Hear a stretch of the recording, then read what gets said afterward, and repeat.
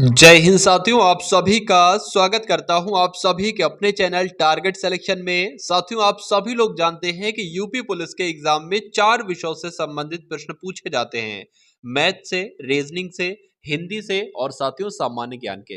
तो आज की इस वीडियो में आप क्या देखेंगे साथियों, इन चारों विषय से संबंधित टॉप लेवल के क्वेश्चंस देखेंगे। सबसे पहले साथियों हम लोग यहाँ पर हिंदी के प्रश्न देखेंगे, उसके बाद सामान्य ज्ञान के, उसके बाद रीजनिंग के और उसके बाद साथियों मैथ के प्रश्न यहाँ पर हम लोग देखेंगे। तो अगर आप चाहते हैं कि यूपी पुलिस के पेपर को फतेह कर एग्जाम को क्रैक करें तो इन सभी सवालों के जवाब आपको मालूम होना चाहिए। तो क्लास आपकी साथियों शुरू हो चुकी है। पहला प्रश्न आपकी स्क्रीन पर आ चुका है। बताइए इस क्वेश्चन का राइट आंसर क्या हो सकता है। कि गायक साथियों एक पुल्लिंग शब्द है, इसका स्त्रीलिंग शब्द आपसे पूछा जा रहा है। तो गायक का स्त्रीलिंग शब्द कौन सा हो जाएगा? गायिका हो जाएगा। आंसर आपका बी के साथ जाएगा।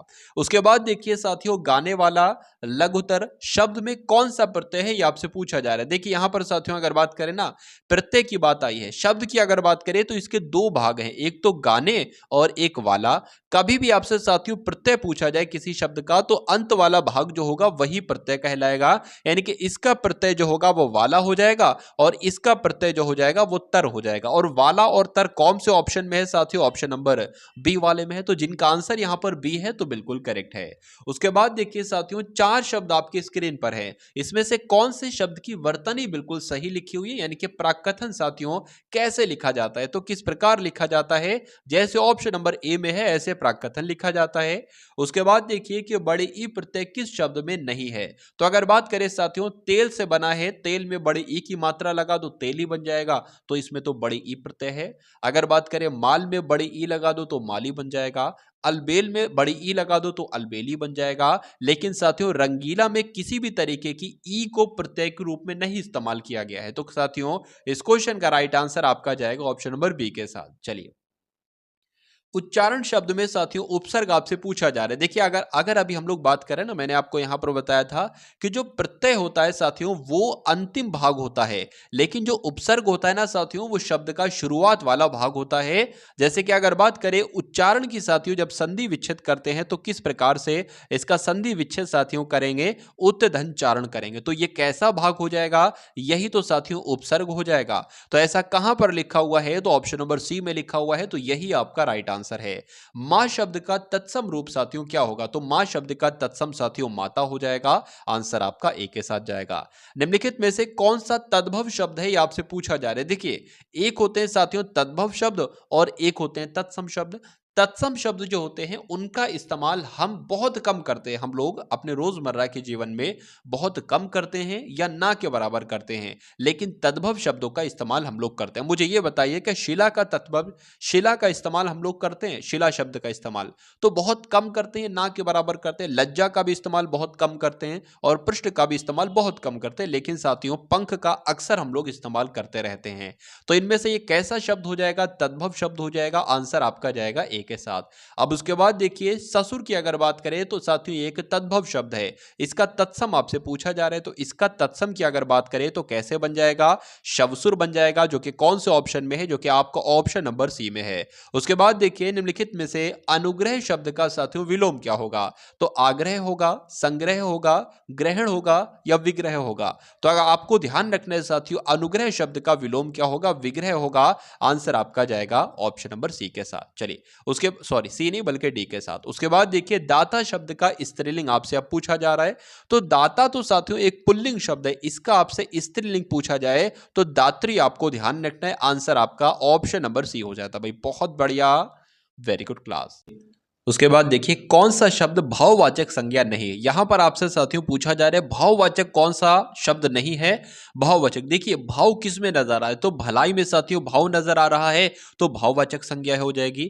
पढ़ाई में भी साथियों भाव नजर आ रहा है तो ये भी भाववाचक संज्ञा हो जाएगी। उसके अलावा अपनेपन में भी भाववाचक नजर आ रहा है। लेकिन सुंदर शब्द की अगर बात करें ना, सुंदरता अगर होता तो कह सकते थे भाववाचक संज्ञा, लेकिन सुंदर की अगर बात करें तो ये सब भाववाचक संज्ञा नहीं है, ये साथियों विशेषण विशेषण है।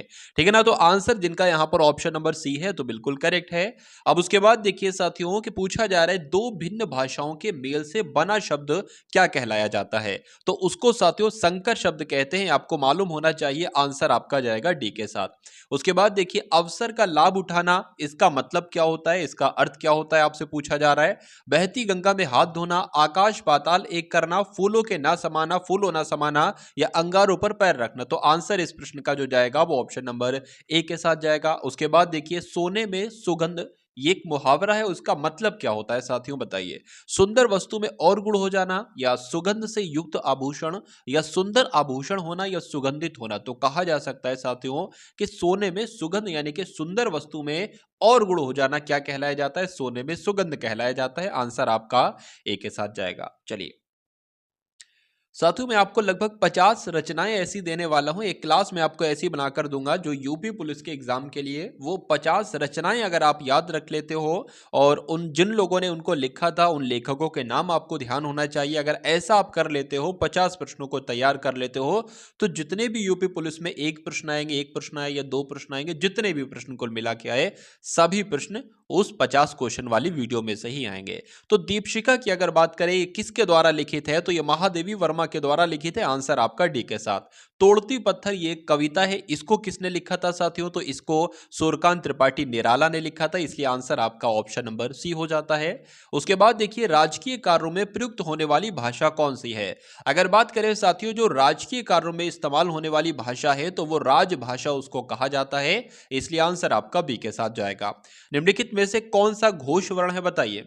घोष वर्ण साथियों इसमें से कौन सा है, तो अगर खा की बात करें ये अघोष है, चा भी अघोष है, छा भी अघोष है, लेकिन मां बोलोगे ना तो साथियों ये अलग लगेगा और इसमें साथियों क्या है घोष उत्पन्न हो रहा है, तो आंसर आपका ऑप्शन नंबर सी हो जाता है। उसके बाद देखिए कि निम्नलिखित में से एक वर्ण व्यंजन नहीं है, तो इसमें से साथियों एक वर्ण व्यंजन नहीं है, ये आपसे पूछा जा रहा है, बताइए। चलिए अगर बात करें देखिए ये खा है, रा है, या है, ये सारे के सारे व्यंजन ही हैं। ठीक है, ये क्या है, ये व्यंजन नहीं है, ये क्या है, ये साथियों स्वर है। तो यही तो आपसे पूछा गया था कि कौन सा एक वर्ण व्यंजन नहीं है, तो जो ऑप्शन नंबर ए वाले में है ये एक व्यंजन नहीं है। क्यों, क्योंकि ये साथियों एक स्वर है, तो जिनका आंसर कुल मिला के ऑप्शन नंबर ए के साथ था, तो बिल्कुल करेक्ट था। अब उसके बाद देखिए कि अनुज शब्द को स्त्रीवाचक बनाने के लिए आप किस प्रत्यय का प्रयोग करेंगे। अगर अनुज एक शब्द यहां पर दे रखा है और इसको स्त्रीलिंग में बदलना हो ना, तो अनुज की जगह साथियों क्या लिख दोगे, अनुजा आपको लिख देना है। तो यहां पर किसको बढ़ाया गया, बढ़े आ की मात्रा को बढ़ाया गया। तो कहा जा सकता है साथियों कि अनुज शब्द को स्त्रीवाचक बनाने के लिए आप अगर प्रत्यय के रूप में बड़ा आ बढ़ा दें तो वो स्त्रीवाचक शब्द बन जाएगा। उसके बाद देखिए निम्नलिखित शब्दों में से उपसर्ग आपको पहचानना, इसमें साथियों क्या उपसर्ग है बताइए। अगर इसकी संधि विच्छेद करेंगे तब भी साथियों अभी निकल कर आएगा उपसर्ग के रूप में, इसकी संधि विच्छेद करेंगे तब भी अभी, और अभियान की साथियों संधि विच्छेद करेंगे तब भी अभी निकल कर आएगा।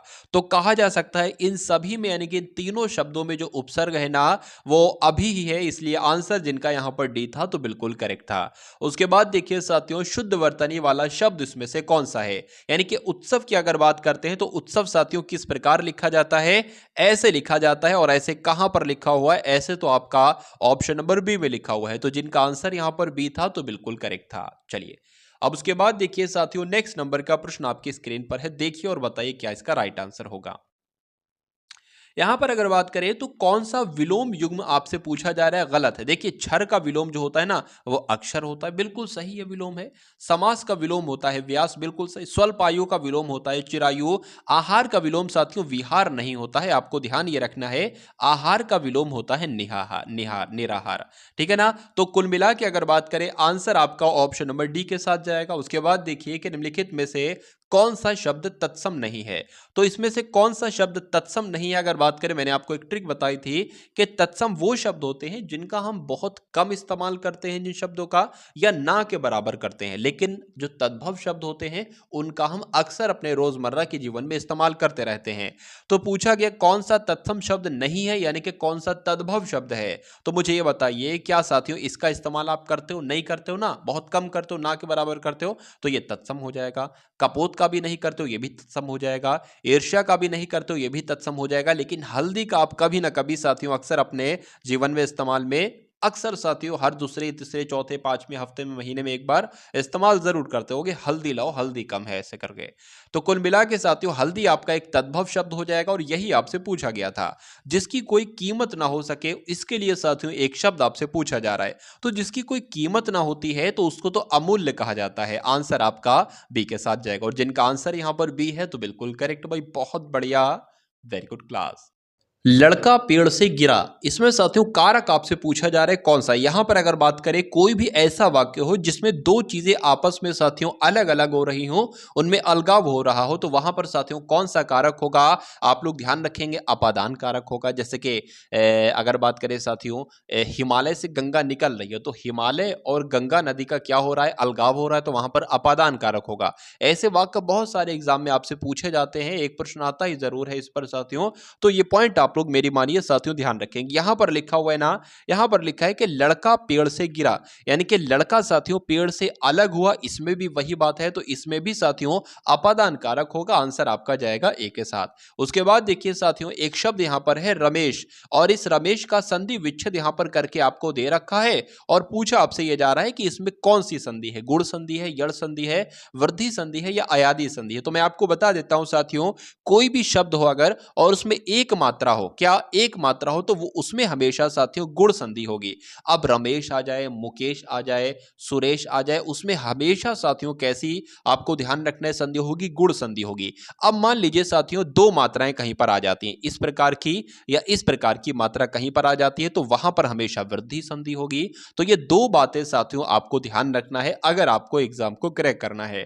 करपट की अगर बात करें, करपट का तद्भव साथियों रूप क्या होगा, यह आपसे पूछा जा रहा है। तो करपट को तो साथियों क्या कहा जाता है, कपड़ा कहा जाता है। बस सिंपल सी बात इतनी है कि कपड़ा होता है साथियों तद्भव का शब्द और करपट होता है तत्सम का शब्द। तो कल को आपसे यह भी पूछा जा सकता है कि कपड़े का तत्सम क्या होगा, तो करपट होगा। तो कुल मिला के जिनका आंसर यहां पर ऑप्शन नंबर बी था तो बिल्कुल करेक्ट था। उसके बाद देखिए अगले नंबर का प्रश्न आपकी स्क्रीन पर है, देखिए और बताइए राइट आंसर क्या होगा।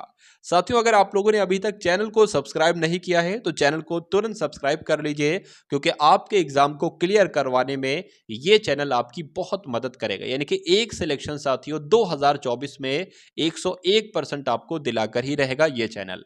चलिए, तो कार्य करने के बाद उसके बारे में जांच करना, इसके लिए साथियों आपको बताना है क्या मतलब होता है। देखिए, काम पूरा कर लिया, अब उसके बाद जांच यहां पर शुरू हुई है, तो कहा जा सकता है साथियों पानी पीकर जाति पूछना। पानी पी लिया उसके बाद जाति पूछ रहे तो कहा जाता है, यह परीक्षा में आपसे पूछा जाता है।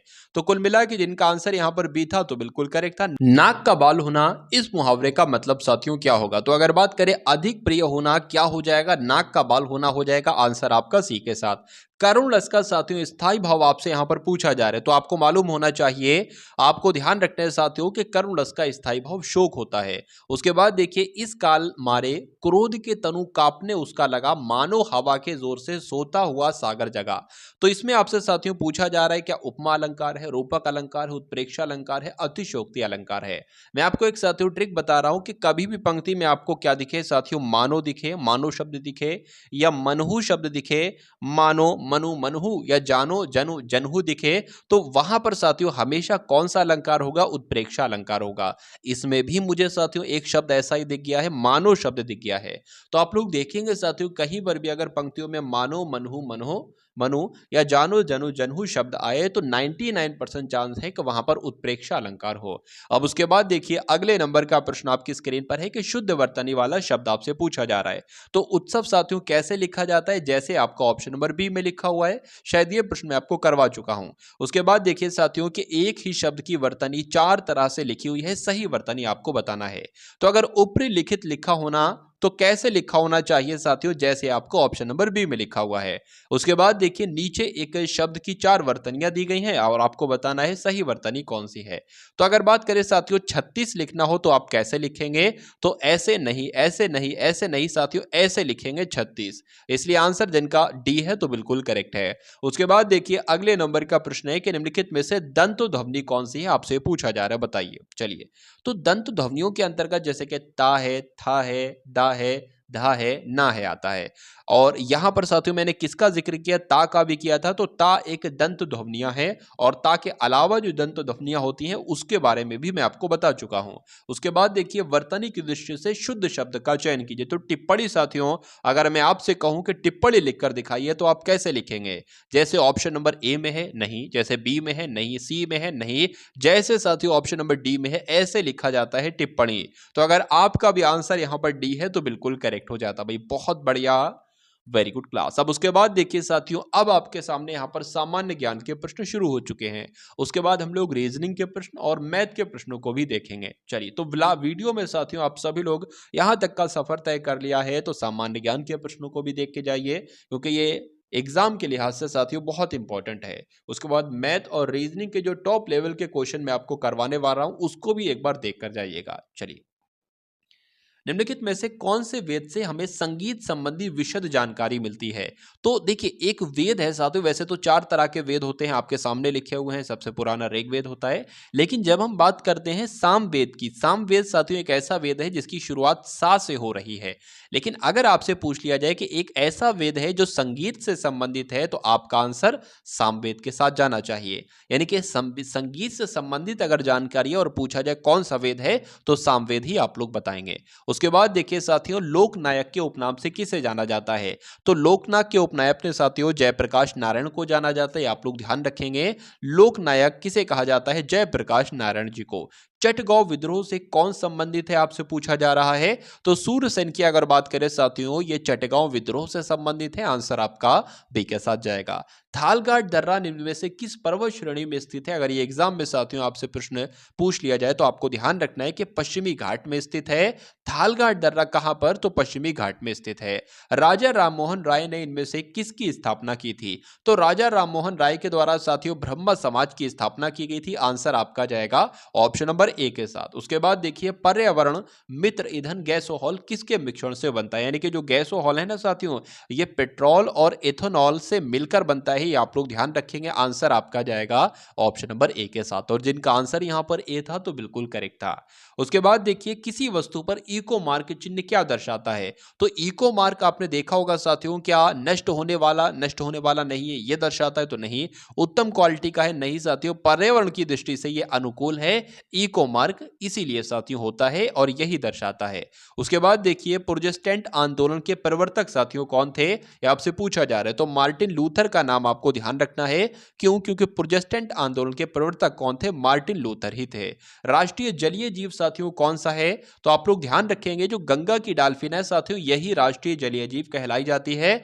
जिनका भी आंसर यहां पर ए है तो बिल्कुल करेक्ट है। उसके बाद देखिए, पश्चिम मध्य रेलवे का मुख्यालय कहां पर स्थित है? तो पश्चिम मध्य रेलवे की अगर बात करें तो इसका मुख्यालय तो साथियों जबलपुर में है, इसलिए आंसर आपका किस ऑप्शन के साथ जाएगा? ऑप्शन नंबर बी के साथ जाएगा। खानवा का युद्ध साथियों किसके बीच लड़ा गया था, ये आपसे पूछा जा रहा है। तो आप लोग यहां पर ध्यान रखना है कि बाबर और राणा सांगा के बीच साथियों कौन सा युद्ध लड़ा गया था? खानवा का युद्ध लड़ा गया था। और खानवा का युद्ध कब लड़ा गया था साथियों? 1527 में। यह बात भी आपको ध्यान रखना है। सती प्रथा का अंत किस गवर्नर जनरल के कार्यकाल में साथियों हुआ था?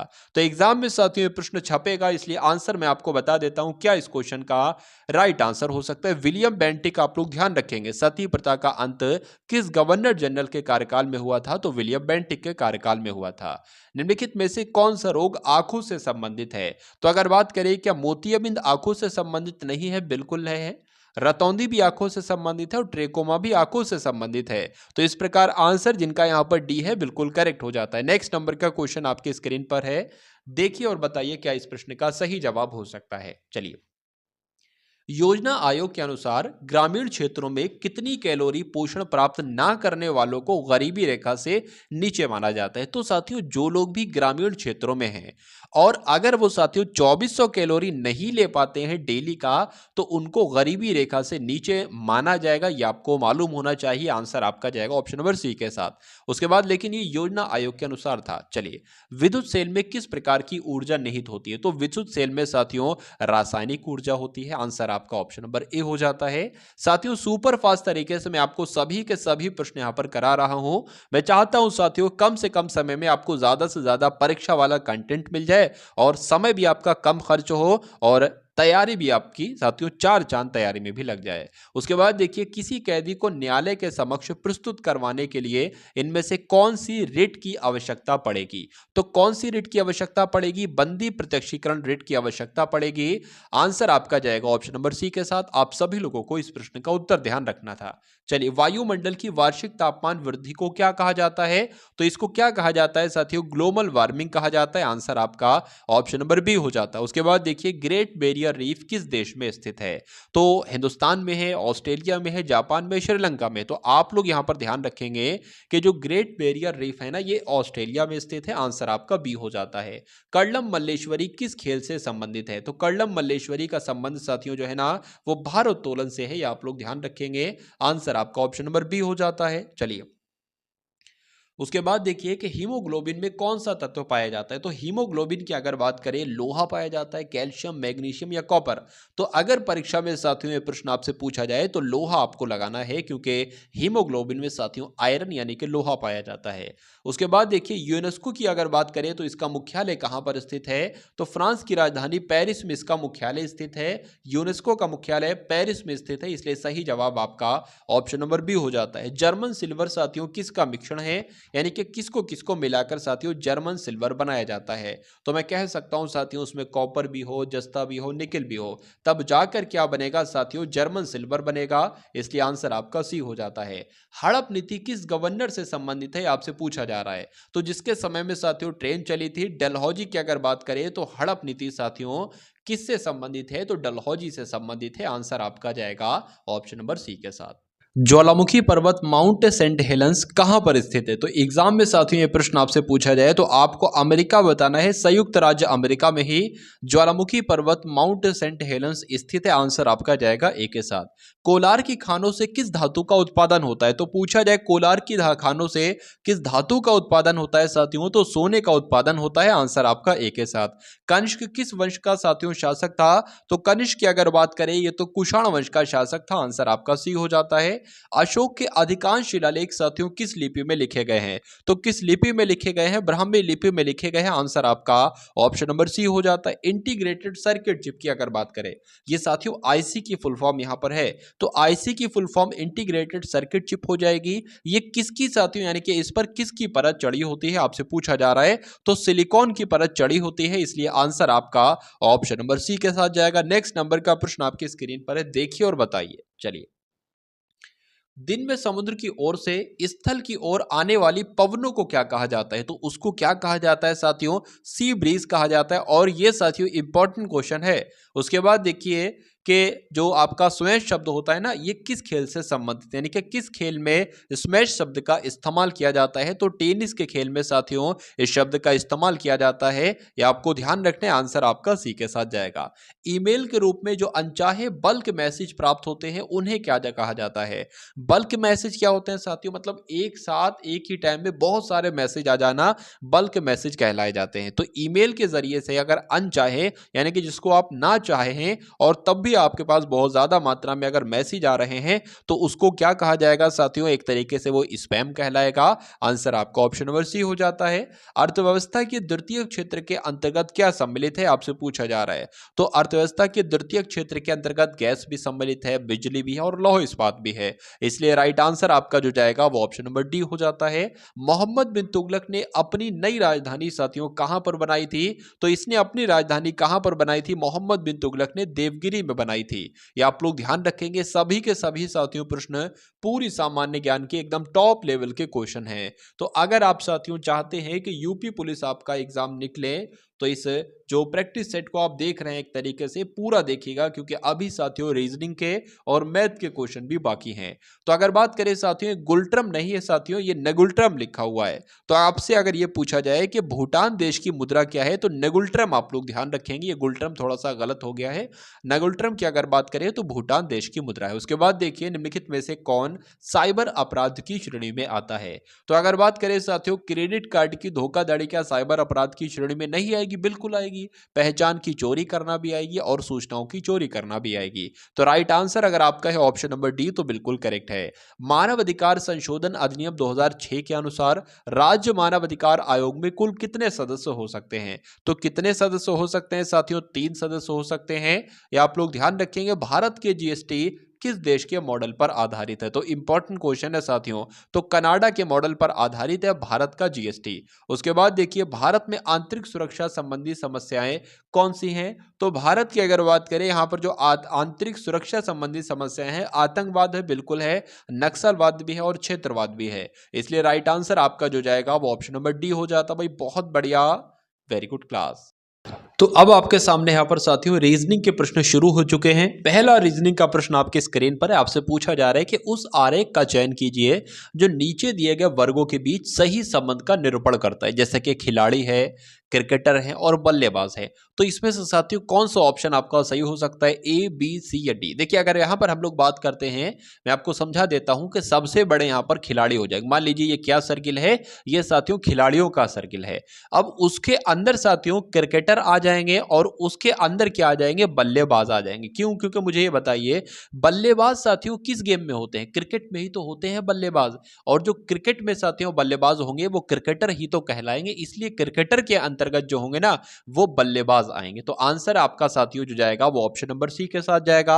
अब उसके बाद देखिए, अगले नंबर का प्रश्न आपकी स्क्रीन पर है। देखिए और बताइए कि सही जवाब इसका क्या है। जैसे कि साथियों 6 का संबंध जो है ना वो 34 से है। यहां पर डबल अनुपात देख लेंगे।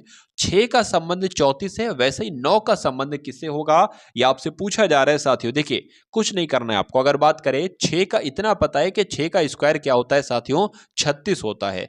तो यहां पर क्या आया है? यहां पर इसमें से 2 माइनस कर दिया। उसी प्रकार साथियों अगर बात करें 9 का स्क्वायर क्या होगा? 9 का स्क्वायर भी साथियों 81 होता है। और अगर 2 इसमें से भी माइनस करें तो 79 बन जाता है। क्या 79 साथियों ऑप्शन में है? तो बिल्कुल सही है।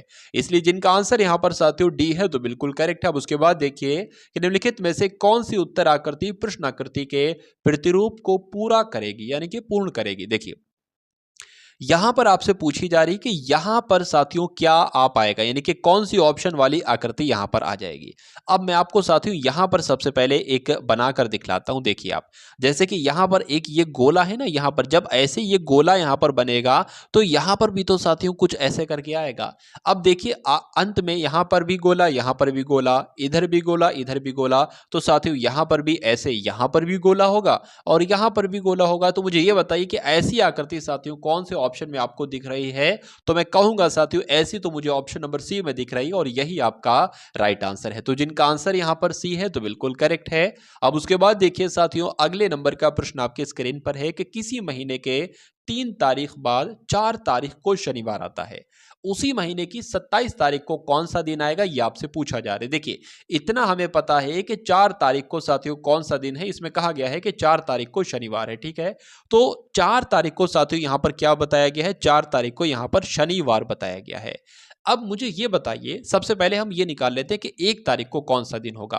तो 1 तारीख को कौन सा दिन होगा? देखिए भाई, 3 तारीख को आपका क्या हो जाएगा? शुक्रवार हो जाएगा। 2 तारीख को आपका गुरुवार हो जाएगा और 1 तारीख को आपका बुधवार हो जाएगा। यानी कि अब हमें साथियों क्या पता चल गया है? 1 तारीख को साथियों आपका बुधवार है। 1 तारीख को, बहुत ध्यान से देखिएगा, 1 तारीख को साथियों बुधवार है। तो हमें 27 तारीख को बताना है कौन सा दिन होगा। 27 तारीख को बताना है कौन सा दिन होगा। ये प्रश्न है एकदम सिंपल सा। देखिए, अगर 1 तारीख को साथियों क्या है? 1 तारीख को बुधवार है ना, तो 8 तारीख को क्या होगा? 8 तारीख को भी बुधवार ही होगा। उसके बाद साथियों 15 तारीख को भी क्या होगा? 15 तारीख को भी बुधवार होगा।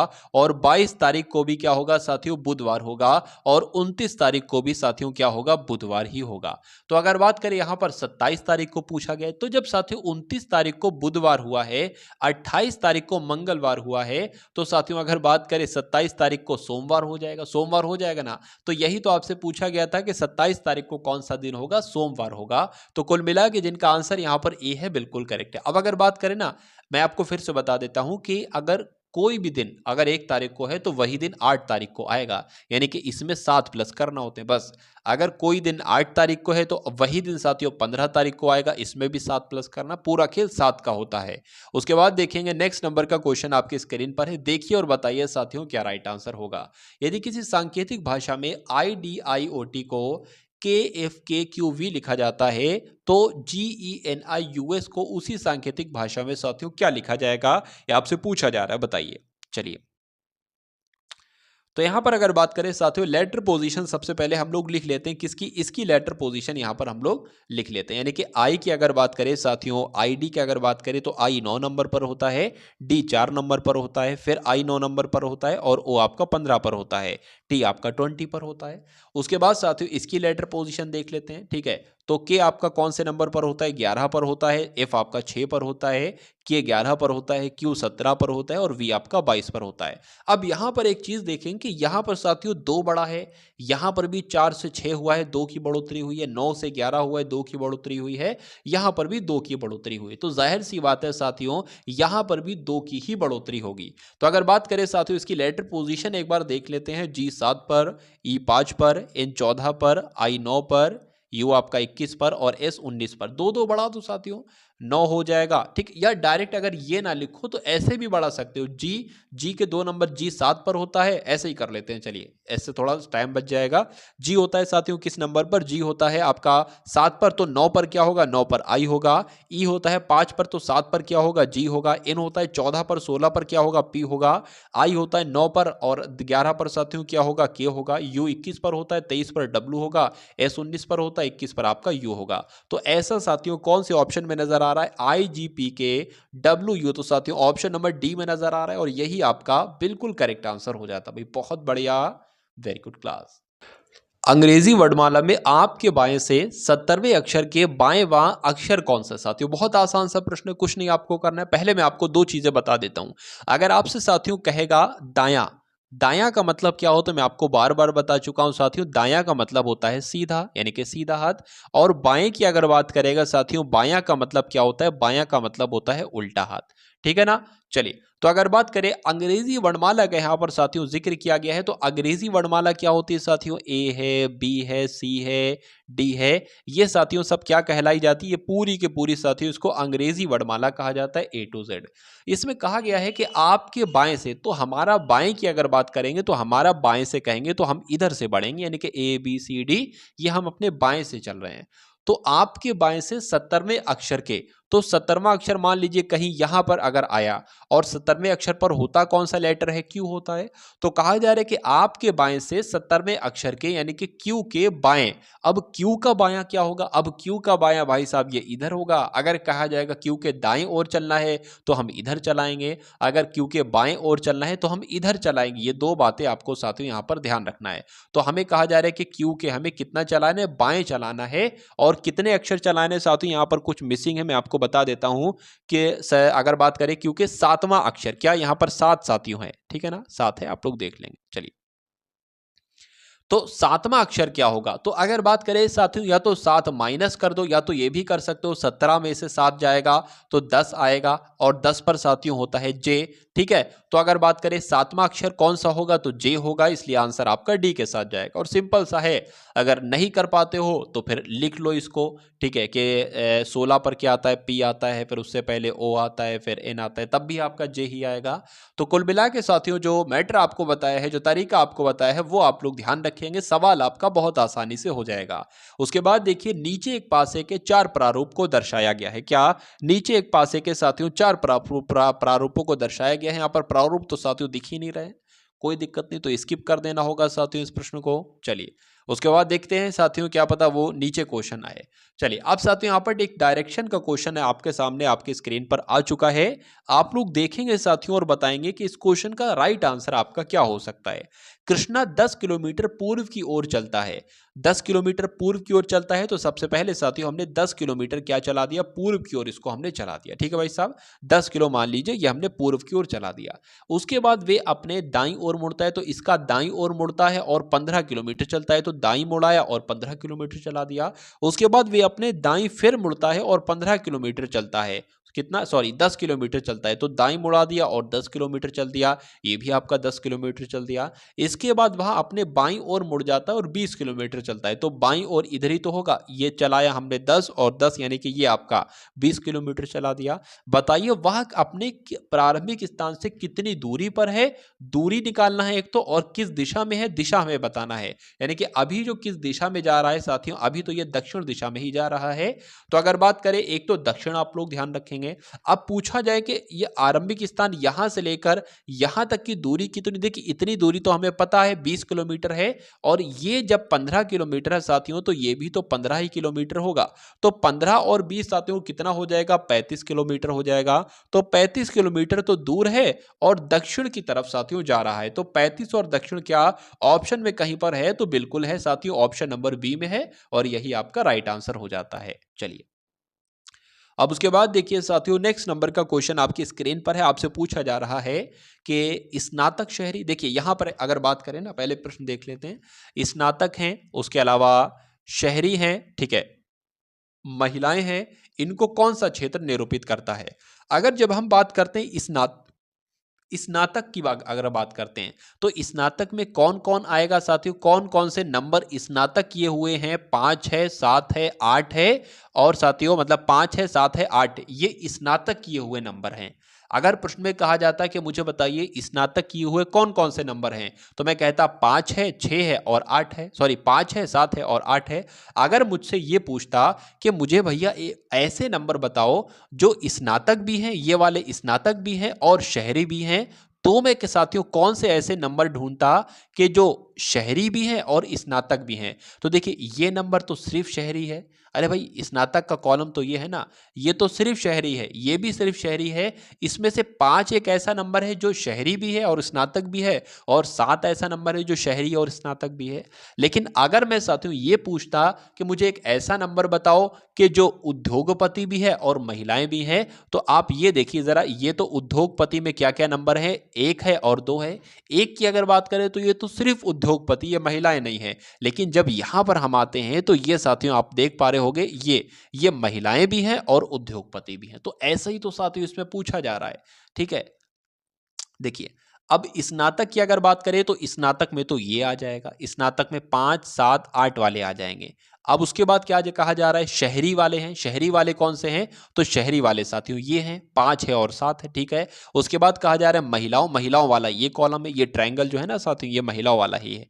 ट्रायंगल यहां से ऐसे आता है और ऐसे करके ये आ जाता है, यानी कि हमें ये वाला नंबर साथियों बताना, ये वाला नंबर कौन सा है, 5 है, इसलिए आंसर आपका जो जाएगा ये 5 ही हो जाएगा आपका आंसर। क्या 5 ऑप्शन में कहीं पर है, तो बिल्कुल है साथियों, ऑप्शन नंबर बी में है, और यही आपका राइट आंसर हो जाता। भाई बहुत बढ़िया, वेरी गुड क्लास। तो जो ऊपर वाला प्रश्न था ना साथियों, वो यहां पर आ गया है, वो यहां पर साथियों आ गया है, और मैं आपको बता देता हूं कि यहां पर एक चिन्ह के बाद एक साइन है, वो साइन ये है साथियों, एक तरीके से ट्रायंगल का साइन यहां पर है। नीचे एक पासे के 4 प्रारूपों को दर्शाया गया है। इस पासे में एक चिन्ह है जो ट्रायंगल टाइप का है, ट्रायंगल के ठीक सामने वाला फलक आपसे पूछा जा रहा है कौन सा है। यानी कि अगर साथियों बात करते हैं हम लोग यहाँ पर, मान लीजिए जैसे कि अगर प्लस की बात कही है, तो प्लस के ठीक सामने वाला कौन सा होगा, ये वाला होगा। अरे भाई ये ओ वाले की बात नहीं कर रहा हूं ना, भाग वाले की बात कर रहा हूं, जो भाग वाले के पीछे है ना, इसकी बात मैं कर रहा हूं, और इसकी बात नहीं कर रहा हूं मैं, आपके इसकी बात कर रहा हूं। तो ये आप लोग समझ गए कि क्या प्रश्न में पूछा जा रहा है, कि हमें साथियों जो बताना है ना, वो ट्रायंगल के पीछे वाला चिन्ह बताना है। चलिए तो एक तो देखिए साथियों, ट्रायंगल आपका ये यहां पर बना हुआ है, तो जो हमें साइड बताना है ना ट्रायंगल के बिल्कुल ठीक सामने वाली कह सकते हैं, तो हमें ये वाली साथियों साइड बताना है, भाग के पीछे वाली। तो अब मुझे ये बताइए कि क्या भाग साथियों इसके पीछे वाली साइड हो सकती है, तो नहीं हो सकती है, ये ऑप्शन नहीं हो सकता है। क्या साथियों प्लस, क्या ये जो आपका ट्रायंगल है कि ठीक सामने वाला फलक जो होगा वो प्लस पर होगा, नहीं होगा, तो ये भी आपका ऑप्शन कट जाएगा, ठीक है। अब उसके बाद साथियों, अब आपका आंसर या तो ए होगा या आपका सी होगा। अब मुझे एक बात बताइए, भाग यहां पर भी है, भाग यहां पर भी है, और भाग यहां पर भी है, ठीक है ना। अब प्लस आपका यहां पर है, अगर अब प्लस यहां से उठ के मतलब ये जो है ना वो इधर आ जाता है या ठीक है, ऐसे कर सकते हैं। प्लस आपका मतलब ये जो है ना इसको ऐसे घुमा दिया गया, इस प्लस वाली आकृति को ऐसे अगर यहां पर ले आए तो यहीं पर तो ये आ गया है।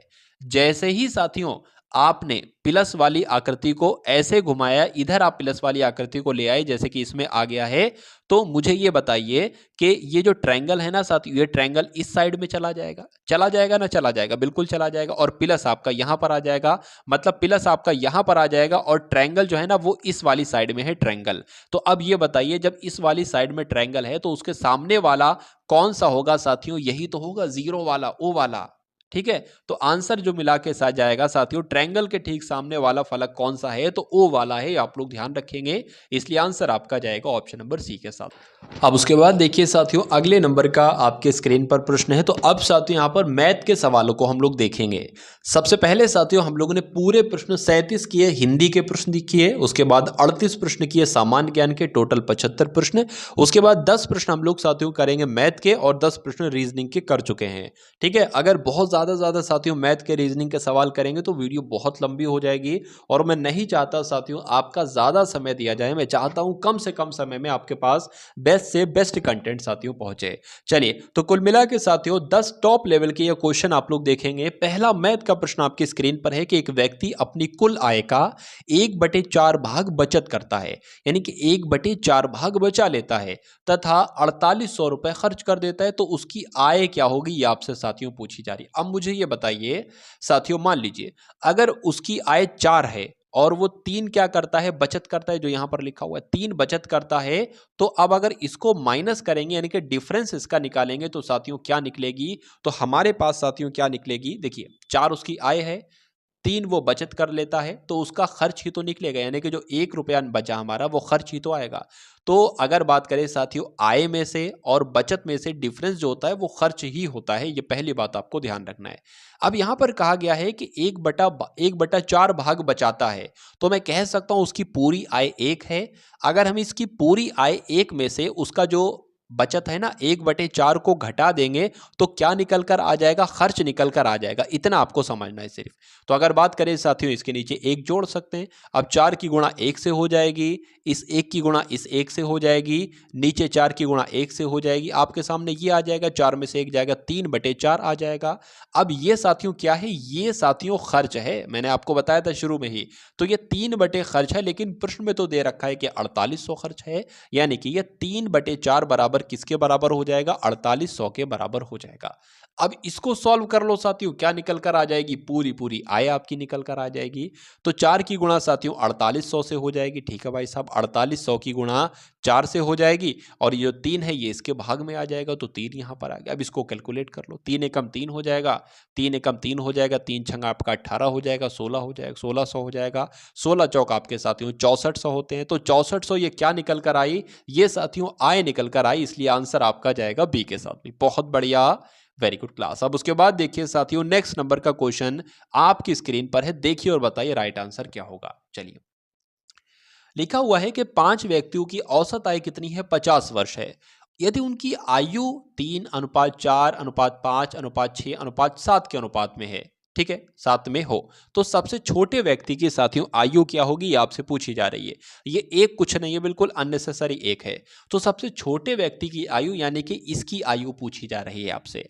सबसे पहले हम काम क्या करेंगे कि 5 व्यक्तियों की औसत आय 50 वर्ष है, तो 5 व्यक्तियों की औसत आय साथियों कितनी बताई गई है? 50 वर्ष बताई गई है। तो जब हम इसकी गुणा करा लेते हैं और तो यहां पर कौन सा नंबर आएगा? वो नंबर आएगा जो पांचों व्यक्तियों की कुल मिला के आयु होगी। तो 5 पंजे 25 आपका हो जाएगा, 0 लग जाएगा, यानी कि ये 250 क्या है? ये साथियों इन पांचों व्यक्तियों की आयु है कुल मिला के। तो 250 साथियों कुल मिला के आयु हो जाती है, लेकिन इनका अनुपात तो दे रखा है साथियों, अनुपात दे रखा है ना, 3:4:5:6:7।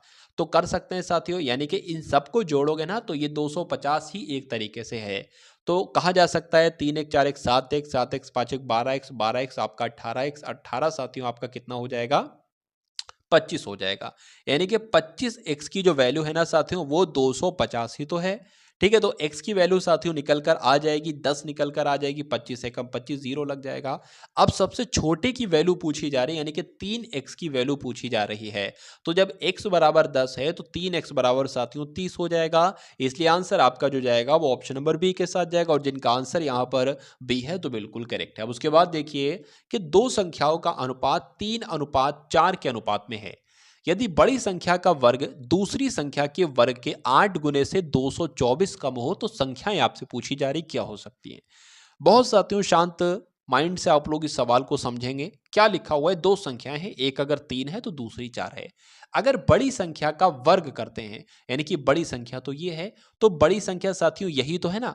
तो बड़ी संख्या का जब हम लोग वर्ग करते हैं तो ये साथियों दूसरी संख्या के वर्ग, दूसरी संख्या ये है तो दूसरी संख्या के वर्ग के, दूसरी संख्या के वर्ग के 8 गुने, अच्छा भाई, दूसरी संख्या के वर्ग के 8 गुने से 224 कम है। मतलब इन दोनों का कुल मिला के जो डिफरेंस आएगा ना वो 224 आएगा। अब मुझे ये बताइए क्या ये संख्या बड़ी हो सकती है या ये संख्या बड़ी हो सकती है। तो यही संख्या तो बड़ी होगी भाई साहब, एक का यहाँ पर डिफरेंस है 8 गुना भी तो हो रहा है। तो कहा जा सकता है इनका डिफरेंस की अगर बात करें 3x² गुणा 8 माइनस 4x बराबर, इन दोनों का डिफरेंस बता दिया गया कितना है, 224 है।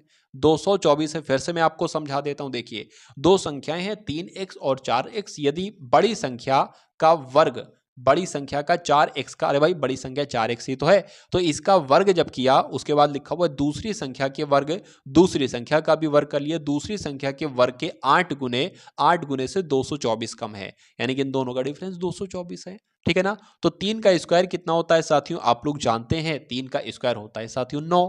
ठीक है ना, तो यहां पर 9x आपका आ जाएगा। उसके बाद देख लीजिए साथियों 4 का स्क्वायर क्या हो जाएगा, 16 हो जाएगा, तो 16x यहां पर आ जाएगा। ठीक है ना। उसके बाद साथियों यहां पर क्या आ जाएगा, उसके बाद यहां पर भी साथियों गुणा का गुणा 8 आ जाएगा। ठीक है, फिर से मैं आपको एक बार लिखकर यहां पर बतला देता हूं। देखिए एक मिस्टेक और कर दी थी, 3 का स्क्वायर कितना हो जाएगा, 9 हो जाएगा, और x के ऊपर तो स्क्वायर रहेगा ही रहेगा। अगर गुणा साथियों इसकी कर ले, 8 से गुणा कर ले, तो 8 नहीं 72, डायरेक्ट मैं 72 ही लिख देता हूं साथियों। क्या लिख देता हूं, यहां पर 224 था। अब साथियों 3 का स्क्वायर 9 हो जाएगा, 9 ठे आपके 72 हो जाएंगे, यानी कि 72x स्क्वायर आ जाएगा। उसके बाद साथियों 16 आ जाएगा, 4 का स्क्वायर 16x स्क्वायर आ जाएगा, बराबर कितना आ जाएगा, 224 आ जाएगा। इतना आपको साथियों क्लियर है, बिल्कुल क्लियर है। अब अगर बात करें साथियों 72x स्क्वायर में से 16x स्क्वायर जब घटता है तो 56 बचता है, यानी कि 56x स्क्वायर बचता है। तो 56x स्क्वायर बराबर कितना है साथियों, 224 है। तो जब बात करेंगे साथियों x स्क्वायर बराबर क्या हो जाएगा, 224 हो जाएगा। भाग में साथियों 56 चला जाएगा, इसको साथियों कट आपको करना है। तो सबसे पहले इसको कट कर लेते हैं साथियों, 2 एकम 2 एकम 2, 2 दूना 4 हो जाएगा, 2 दूना 4, 2 अट्ठे 16 हो जाएगा। फिर से इसको कट करोगे 14 आ जाएगा, ऊपर आपका साथियों 56 आ जाएगा। फिर इसको कट करोगे 2 दूना 4, 2 अट्ठे 16, नीचे 7 आ जाएगा, 7 एकम 7, 7 चौक आपका 28 हो जाएगा। यानी कि साथियों एक्स स्क्वायर बराबर क्या आ जाएगा, 4 आ जाएगा। अब ये किसका स्क्वायर है साथियों, 2 का ही तो स्क्वायर है, तो स्क्वायर से स्क्वायर कट जाएगा, एक्स स्क्वायर बराबर आपका 2 आ जाएगा। तो अब हमें जो मिला है ना साथियों वो एक्स का मान मिला है। अब यहां पर संख्याएं आपसे पूछी जा रही हैं, यानी कि ये संख्याएं जो है ना ये एक तरीके से 3x और 4x के अनुपात में है, और x का मान हमें पता है। अरे भाई जब x का मान हमें पता है 2 है, तो 3 दूना आपका 6 हो जाएगा और 4 दूना आपका 8 हो जाएगा। तो 4:8 क्या कहीं पर लिखा है, अनुपात नहीं लिखा होगा, ये तो संख्या है। मतलब 4 और 8 कहीं पर साथियों, सॉरी 4 8 नहीं 6 8, 6 8 कहां पर लिखा हुआ है, तो ऑप्शन नंबर बी में लिखा हुआ है। तो यही तो साथियों संख्याएं हैं। तो जिनका आंसर यहां पर बी था तो बिल्कुल करेक्ट था भाई, बहुत बढ़िया, वेरी गुड क्लास।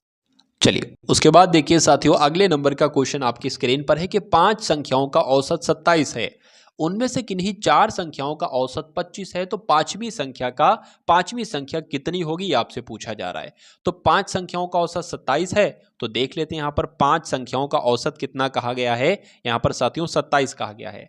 अगर बात करें साथियों इन 5 संख्याएं ये टोटल मिला के कितनी है, तो इनकी गुणा कर लो इससे, 7 पंजे आपका 35 हो जाएगा, 3 कैरी का लग जाएगा, 5 दूना आपका 10 हो जाएगा, यानी कि 13 हो जाएगी, यानी कि 5 5 संख्याओं का योग कितना है 135 है। अब अगर बात करें उसके बाद लिखा था उनमें से किन्हीं 4 संख्याओं का औसत 25 है, तो 4 संख्याओं का औसत साथियों कितना है 25 है। इनकी गुणा करा लो, 4 संख्याओं का कुल योग निकल आ जाएगा 100 आ जाएगा यहाँ पर। अब मुझे ये बताइए 4 संख्याओं का योग 100 है और 5 संख्याओं का योग 135 है, तो साथियों एक संख्या जो इसमें से है वो 35 ही होगी, इसलिए 35 होगी साथियों। तो पांचवी संख्या कौन सी होगी 35 होगी, इसलिए आंसर आपका ऑप्शन नंबर ए के साथ जाएगा भाई। बहुत बढ़िया, वेरी गुड क्लास। अब उसके बाद देखिए नेक्स्ट नंबर का क्वेश्चन आपकी स्क्रीन पर है, देखिए और बताइए राइट आंसर आपका क्या होगा। साथियों मैं वो आपको क्वेश्चन करा रहा हूं जो आपके एग्जाम में आपसे पूछे जाएंगे, इसलिए बहुत ध्यानपूर्वक आपको इन सभी सवालों को देखना है। और मैं कह सकता हूं साथियों मैंने कुछ मॉडल पेपर साथियों ऐसे ही बनवा रखे हैं साथियों आपके एग्जाम के लिए, तो अगर आप लोग चाहते हैं तो उनका लिंक भी मैंने आपको साथियों डिस्क्रिप्शन में दे रखा है, और वहां से जाकर वो आप मॉक टेस्ट भी आप लोग देख लीजिएगा जब इस वीडियो का एंड हो जाए। और उसके अलावा साथियों ग्रुप भी दिया है, उसको भी एक बार ज्वाइन कर लीजिएगा, ताकि अगर यूपी पुलिस की कोई भी अपडेट आए, कोई भी सूचना जानकारी आए, तो तुरंत साथियों वीडियो के माध्यम से मैं आपको दूं और इस वीडियो का लिंक उस ग्रुप में मैं डाल दूं, और कोई नोटिस आए तो वो नोटिस भी उसमें अपलोड कर दूं। चलिए,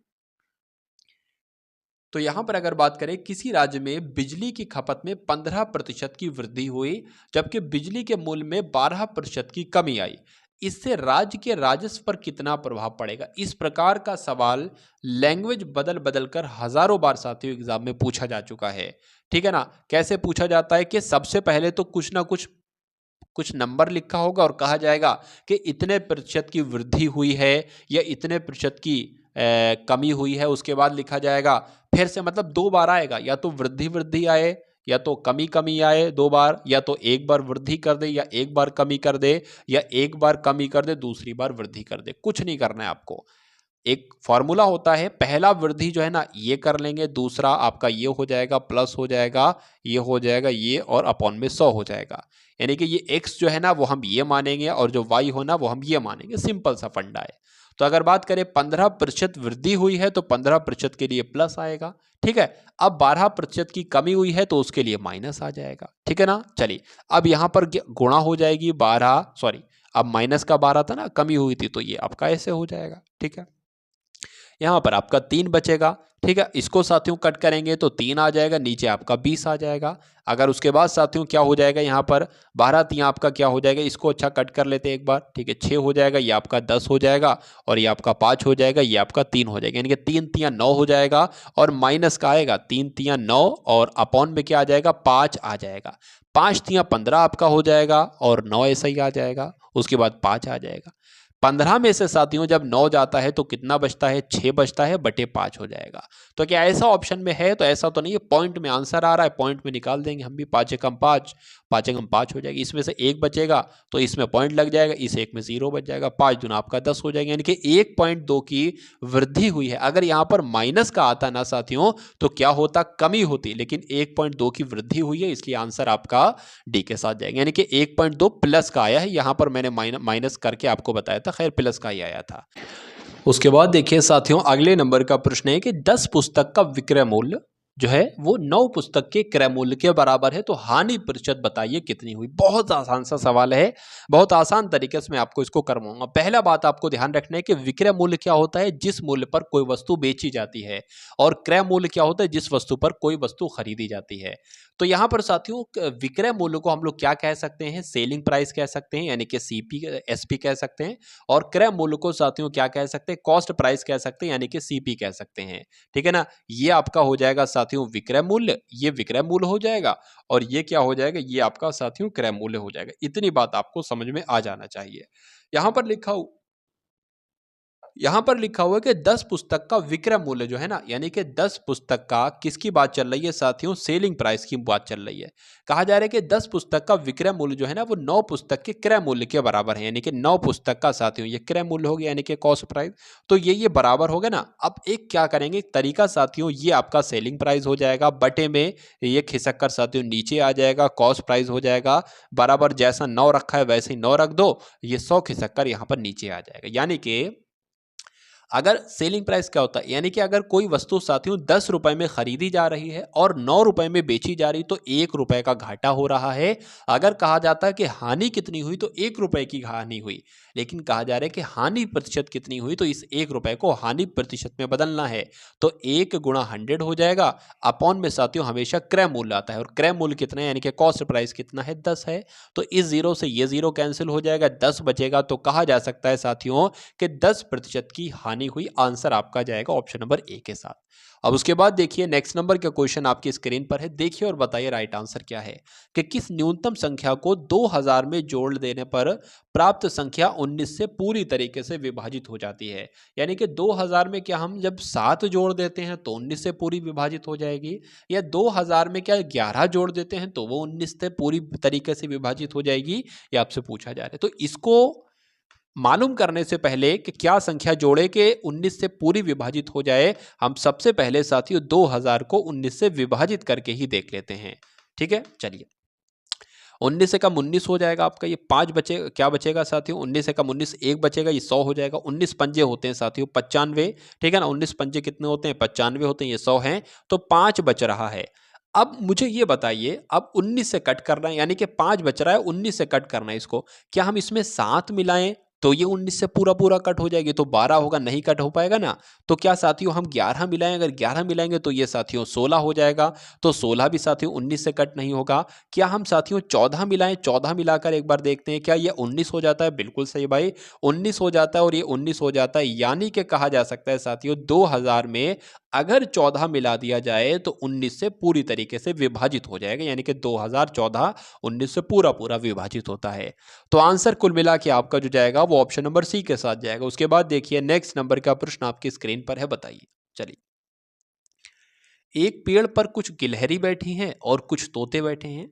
यदि उनके सिरों की संख्या 20 है और पैरों की संख्या कितनी है, 48 है, तो पेड़ पर कितनी गिलहरी बैठी है और कितने तोते हैं, ये आपसे पूछा जा रहा है। देखने में कठिन क्वेश्चन लग रहा है, लेकिन तरीका मैं आपको बता देता हूं, बहुत आसान हो जाएगा। कहा देखिए, सबसे पहले अगर बात करें, मैं यहां पर मान लेता हूं जो गिलहरी है ना, गिलहरी को साथियों हम एक्स मान लेते हैं, ठीक है। और साथियों जो तोते हैं ना, तोते तोते को हम लोग क्या मान लेते हैं, वाई मान लेते हैं। बार बार हम गिलहरी या तोते तो लिखेंगे नहीं, एक्स और वाई का इस्तेमाल करेंगे। यहां पर लिखा हुआ है सिरों की संख्या, तो तोते का भी एक सिर होगा, यानी कि तोते का भी एक सिर होगा और गिलहरी का भी एक सिर होगा। तो गिलहरी यानी कि एक्स प्लस वाई दोनों के सिरों की संख्या कितनी है, लिखा हुआ है उनके सिरों की संख्या 20 है, 20 आ गई। उसके बाद साथियों लिखा है कि पैरों की संख्या। अब इतना पता होना चाहिए कि साथियों जो तोता होता है ना, तोते के 2 पैर होते हैं और गिलहरी के 4 पैर होते हैं। अब हम इसने ये तो कह दिया कि उन दोनों के पैरों की संख्या 48 है, लेकिन इसमें साथियों 4 पैर होते हैं किसके, गिलहरी के, एक तरीके से 4 पैर गिलहरी के और तोते के 2 पैर। अब हमें कैसे पता चलेगा, तो हम ऐसे मान लेंगे साथियों, गिलहरी के कितने 4 पैर, तो 4x मान लेंगे, ठीक है, और प्लस कर लेंगे साथियों, तोते के कितने पैर होते हैं, 2 पैर होते हैं, तो 2y मान लेंगे। तो 4 पैर किसके हो गए, गिलहरी के, सॉरी हाँ 4 पैर गिलहरी के, तोते के 2 पैर, कुल मिला के साथियों कितने पैर होते हैं, तो कहा गया इसमें 48 पैर होते हैं, ठीक है ना। इतना आपको समझ में आ गया। अब इसको साथियों आगे कैसे बढ़ाएंगे, इसमें से 2 कॉमन ले लेंगे। जब 2 कॉमन ले लेंगे, अंदर क्या बचेगा, 2x बचेगा। अरे भाई ये 4 जो है ना, 2 इसमें भी आ रहा है, 2 इसमें भी आ रहा है, तो 2 दूना 4, 4 इससे ये हो जाएगा, प्लस 2 एकम 2, यहाँ पर कुछ नहीं आएगा, y आ जाएगा यहाँ पर, ये साथियों 48 आ जाएगा पूरा। अब यहाँ पर क्या अगर बात करें 2x प्लस वाई बराबर, ये जब 2 है ना, इसके साथियों भाग में आ जाएगा, इसको कट करेंगे तो 24 आ जाएगा। अब अगर बात करें आपके सामने जो यहाँ पर आ गया है ना, वो साथियों एक तो ये इक्वेशन आ गई है और एक ये इक्वेशन आ गई है साथियों। अब अगर बात करें साथियों x प्लस वाई कितना था, ये मैंने यहाँ पर 20, ये वाली इक्वेशन यहाँ पर लिख दी। अब इसको घटा दो साथियों, क्या कर दो, इसको घटा दो साथियों, इसको आपस में घटा दो। तो 2x में से 1x जाएगा, 1x बचेगा। y में से 1y जाएगा तो कुछ नहीं बचेगा। 24 में से 20 जाएगा तो साथियों 4 बचेगा। यानी कि हमें x यानी कि गिलहरियों के बारे में हमें पता चल गया, गिलहरियां कितनी थी, 4 थी। तो जब गिलहरियां 4 थी तो तोते कितने थे? अरे भाई x का मान पता चल गया 4 है, तो y का मान तो खुद पता चल जाएगा, y बराबर कितना हो जाएगा? 16 हो जाएगा। तो 4 और 16 क्या साथियों, कहीं ऑप्शन में लिखा है 4 इसमें भी लिखा है 16 इसमें 16 इसमें, तो कौन सा ऑप्शन साथियों सही होगा ये सबसे पहले यहाँ पर देख लीजिए एक बार। मैं आपको बहुत आसान तरीके से यहाँ पर बता देता हूँ। देखिए यहाँ पर हमने माना था गिलहरियों को x माना था, इसमें क्या लिखा हुआ है साथियों, कितनी गिलहरियां, इसमें पहले गिलहरियां आई हैं, यानी कि पहले साथियों जो आएगा ना, और गिलहरियां कितनी आई गई हैं? 4 आई हैं, तो इसमें गिलहरियां 4 आई हैं, और साथियों तोते कितने आए हैं? तोते 16 आए हैं, ठीक है ना। चलिए, तो इसलिए कुल मिला के आंसर आपका जो जाएगा वो ऑप्शन नंबर सी के साथ जाएगा। उसके बाद देखिए नेक्स्ट नंबर का क्वेश्चन बताइए, यदि दाल के भाव पहले से 25% बढ़ जाएं तो एक मनुष्य कितने प्रतिशत कम दाल खरीदे ताकि उसका खर्च पहले के बराबर रहे? ऐसे प्रश्न बहुत पूछे जाते हैं कि एक महिला है, ठीक है, और वो आटे का इस्तेमाल करती है, आटे का दाम 50% बढ़ गया या 30% बढ़ जाए तो वो महिला आटे को कितना प्रतिशत कम इस्तेमाल करने लगे ताकि उसका खर्च जो है वो बराबर रहे या अपरिवर्तनीय रहे? तो दो बातें आपको देखना है साथियों, एक तो ये नंबर देखना है, ये नंबर लिखा है तो ये नंबर लिख दोगे, ठीक है ना, गुणा में साथियों 100 लगा दोगे, ये तो करना ही करना है। लेकिन अगर यहां पर लिखा है बढ़ जाए तो यहां पर साथियों बढ़ जाए लिखा है ना, तो इसमें 100 प्लस कर दोगे 125 हो जाएगा। लेकिन यहां पर यह भी तो लिखा जा सकता था कि 25% घट जाए, 25% घट जाए, तो ऐसी स्थिति में आप क्या करोगे, 25 गुणा 100 तो लिखोगे, लेकिन नीचे साथियों घट जाए लिखा है ना, तो 100 में से 25 को घटा दोगे, यानी कि 75 आ जाएगा। तो घट जाए लिखा हो तो ये इक्वेशन बनाना, लेकिन अगर बढ़ जाए लिखा हो तो ये तरीका अपनाना। तो 25 से कम 25, 25 पंजे आपका 125, 5 से कम 5, 5 दूना 10, यानी कि 20% की अगर बात करें तो ये आपका आंसर हो जाएगा। और जिनका आंसर यहाँ पर साथियों सी है तो बिल्कुल करेक्ट है। अब उसके बाद देखिए साथियों, आज की इस क्लास का अंतिम प्रश्न आपकी स्क्रीन पर है, बताइए इसका राइट आंसर क्या होगा। मैंने कहा था कि 10 प्रश्न रीजनिंग के और 10 प्रश्न मैथ के मैं आपको करवाऊंगा। चलिए, तो अच्छा क्वेश्चन है साथियों, क्या इस क्वेश्चन का राइट आंसर हो सकता है? फटाफट बताने की कोशिश करेंगे आप सभी लोग, बताइए। देखिए अगर बात करें, यहां पर लिखा हुआ है कि एक व्यक्ति ने 450 प्रति टी शर्ट, यानी कि 450 रुपए की एक शर्ट की दर से 5 शर्ट खरीदी। यानी कि 450 रुपए की अगर एक शर्ट है तो 5 शर्टें साथियों कितने की हो जाएंगी? जितने की हो जाएंगी, कोई बात नहीं। 750 प्रति पैंट की दर से 4 पैंट, यानी कि 750 की एक पैंट है तो 4 पैंट कितने की हो जाएंगी? 750 रुपए की प्रति जोड़े जूते हैं तो 12 जोड़ी जूते कितने हो जाएंगे? उसके बाद कहा है कि व्यक्ति की प्रति वस्तु औसत बताइए, मतलब औसत बताना है, तो कोई दिक्कत नहीं साथियों, औसत तो हम निकालने में बहुत माहिर हैं साथियों, ठीक है, औसत यहां पर निकाल देंगे। औसत कैसे निकालेगा ये मैं आपको साथियों एक तरीके से बता देता हूं। देखिए भाई साहब, देखिए 450 रुपए की एक टी शर्ट है तो 450 रुपए की एक टी शर्ट है, और कितनी टी शर्ट उसने ली हैं? यहां पर लिखा है 5 टी शर्ट ली हैं, तो ये हमें टोटल पता चल जाएगा कितनी टी शर्टें हैं, प्लस लगा लेंगे। 750 रुपए की एक साथियों पैंट है, और कितनी उसने पैंट ली हैं? 4 पैंट ली हैं, तो गुणा 4 हो जाएगा। उसके बाद 750 रुपए की जोड़े जूते मिलते हैं साथियों, और कितने लिए हैं? 12 जोड़ी जूते लिए हैं, तो कितना ये हो जाएगा। अब ये आपका जो निकलेगा ना साथियों, ये आपका टोटल अमाउंट निकल जाएगा, और टोटल अमाउंट ही तो साथियों निकालना होता है ना, ठीक है, यही तो आपका निकालना होता है। अब यहां पर हम लोग ये देख लेंगे कि उसने कितनी कितनी चीजें ली हैं। 5 शर्ट ली हैं, 5 शर्ट ली हैं, 4 पैंट ली हैं, कहाँ गए, 4 पैंट ली हैं, उसके बाद 12 जोड़ी क्या लिए हैं? जूते लिए हैं। तो ये आपका इस प्रकार से आप कर दोगे, ठीक है। तो जब 45 की साथियों 5 से आप गुणा कराओगे तो कितना आ जाएगा?